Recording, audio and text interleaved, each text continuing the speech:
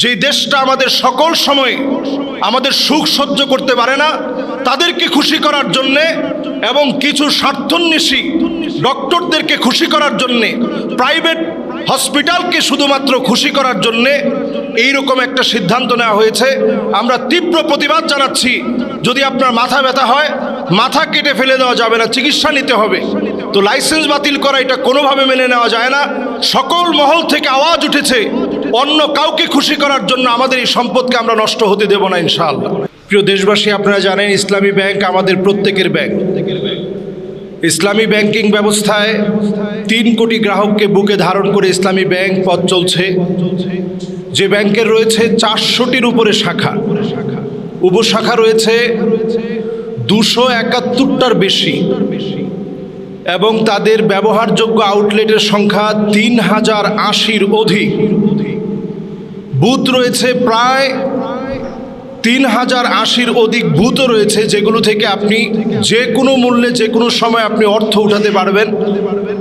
Remittance যোদ্ধাদের আশার আলো জ্বালিয়েছে ইসলামী ব্যাংক। এবং আমি দেখেছি মরহুম মুরসি যখন মিশরে ছিলেন, ইসলামী ব্যাংকের এমডি যিনি ছিলেন, উনি মিশর গিয়েছেন। সারা ওয়ার্ল্ডের 65টা দেশের ব্যাংকিং ব্যবস্থা যারা নিয়ন্ত্রণ করে তাদেরকে সেখানে ডেকে নিয়ে আমাদের ইসলামী ব্যাংককে হাইলি সেখানে অ্যাপ্রিশিয়েট করা হয়। এবং ব্যাংক অফ দ্য ব্যাংকস যারা সারা দুনিয়াকে যারা নিয়ন্ত্রণ করতে চায়, রথ চাইল্ড ফ্যামিলি, তারাই কেবল ইসলামী ব্যাংকিং ব্যবস্থাকে মুখ থুবড়ে পড়ার প্রতি তারা সবসময় ইহুদি চক্রান্তকে বলিষ্ঠ করার লক্ষ্যে তারা এই কাজ চালিয়ে যাচ্ছে। আজকে যারা আমরা দেখতে পাচ্ছি ইসলামী ব্যাংকের বিরুদ্ধে অবস্থান নিয়েছে, তারা সুদ ভিত্তিক ব্যাংকিং ব্যবস্থাকে আবার বাংলাদেশে ফিরিয়ে আনতে চায়। আমরা তাওহীদি জনতা কোনোভাবে এটা হতে দেব না ইনশাআল্লাহ।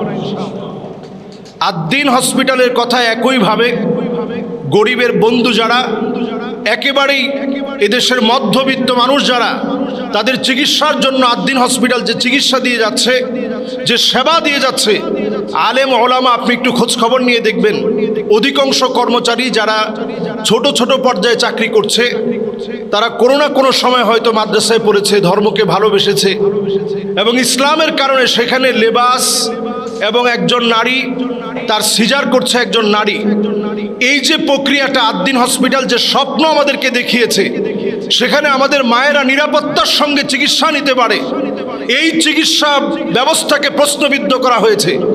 সিজারিয়ান প্রক্রিয়ার মধ্য দিয়ে আমাদের দেশকে যখন ধ্বংস করে দেওয়া হচ্ছে, এই প্রক্রিয়ার পদ্ধতি থেকে আদ-দ্বীন হসপিটাল আমাদেরকে নর্মাল ডেলিভারির প্রক্রিয়া আমাদেরকে দেখাচ্ছে।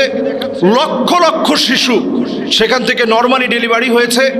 শুধুমাত্র একটা দেশকে খুশি করার জন্য, আমাদের যে দেশটা আমাদের সকল সময় আমাদের সুখ সহ্য করতে পারে না, তাদেরকে খুশি করার জন্যে এবং কিছু স্বার্থন্বেষী ডক্টরদেরকে খুশি করার জন্যে, প্রাইভেট হসপিটালকে শুধুমাত্র খুশি করার জন্যে এইরকম একটা সিদ্ধান্ত নেওয়া হয়েছে।